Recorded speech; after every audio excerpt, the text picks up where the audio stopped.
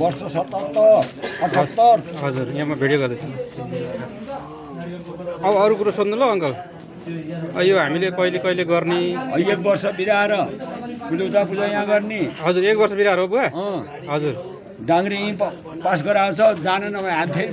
वर्षै पछि पूजा हजुर अनि यो बुवा वर्षै पछि गर्ने अनि यो मूल बोको चाहिँ के छ वर्षै पछि होला मूल बोको हामीले यो यी खानुपर्छ कि यो घर लानु मिल्छ मिल्दैन प्रसाद मिल्छ मूल बोका अरूलाई खुवाउन मिल्छ मिल्दैन बन्धुभन्दा बाहिर मूल बोका लानु बाहिरलाई खुवाउन मिल्छ मिल्दैन मिल्दैन हो हामीले त्यही बुझ्न खोजेको हामीले पुत्र भाइ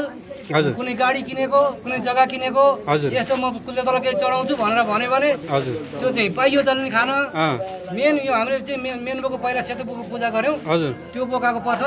हाम्रो गोदार बन्धुभन्दा बाहेक ज्वाइँलाई पनि हुँदैन ज्वाइँ नि खान मिल्दैन बिहे गरेर गएको ज्वाइँ र बहिनी ज्वाइँ छोरी ज्वाइँलाई पनि भएन छोरीजना नि मिल्दैन बोत्र सारिसक्यो अनि यो प्रसाद घर लानु नि मिल्दैन के छ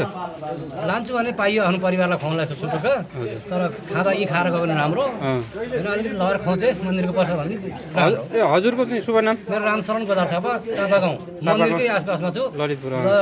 जेठ 4 गते हाम्रो पूजा हुन्छ चन्नी पूर्णिमा दिन हजुर। हजुरहरू जसरी पनि पाउ कष्ट गर्नु होला हस् हस् हस् धन्यवाद हजुरको मोबाइल नम्बर नि भनिदिनु 98 40 32 43 41 ल धन्यवाद हजुर घर कहाँ पर्यो मेरो यो नयाँ खारको यही गोलन्जर 5 नयाँ खारको अस्तिमा पुगेँ त घुम्या त हो अनि मेरो नाम चाहिँ भीमबहादुर थापा बोलाउने नाम त रमेश भनेर चिन्छन् है उहाँ कहाँ गएर चाहिँ लस्सी एकै कचौरा हजुरको र मेरो फेसबुकमा एड होला होला म भीम गोदार थापा भनेर लेख्छु पक्कै होला हजुर 5000 त बन्धु भइसक्यो मेरोमा हो ल 5000 त ल धन्यवाद हजुर ल धन्यवाद ल अब तपाईँहरूलाई यहाँ आएर हजुर हामीहरूले 7औं दिन लाएर यहाँ चाहिँ वायुका डाङ्ग्री उतार्यौँ हजुर हजुर यहाँ चाहिँ कुलाइनको डाङ्ग्री उतार्यौँ हजुर। अब हाम्रो यहाँ भाइबन्धुहरूले के सहयोग गर्नु होला भने तपाईँहरूको आत्मा हाम्रो आत्मा यहाँ एउटै हो एकदम एउटै एकदम वंश हो अंश मात्रै फरक हो हामी अंश चाहिँ आफ्नै बाउले कमाएको अंशबाट खाएका पऱ्यौँ हामी हजुर वंशाली एउटै पऱ्यौँ त्यस कारणले वायु निक्ले हामी यहाँ 3 जनालाई हजुर अब को छन् कति छन् हामी फेरि एकचोटि यहाँ तपाईँहरूको मिटिङ बसोस् हजुर वायु उतारेर वायुको थानी थापना छुट्टै राख्नुपर्छ यता चाहिँ हजुरको भान्जा हुने हजुर। उता चाहिँ मामाहरू हुन् है हजुर वायु कतिवटा निक्लिन्छन् त्यति नै पछि थपना राख्नुपर्छ हामीले हजुर र पूजाको विधि राम्रै गरेर हामीले एकदम स्वागत गऱ्यौँ हजुर होइन होइन एकदम एकदम हजुरहरूले हामीलाई चाहिँ यहाँ अब यो पहिलोचोटि गरेनौँ अब होइन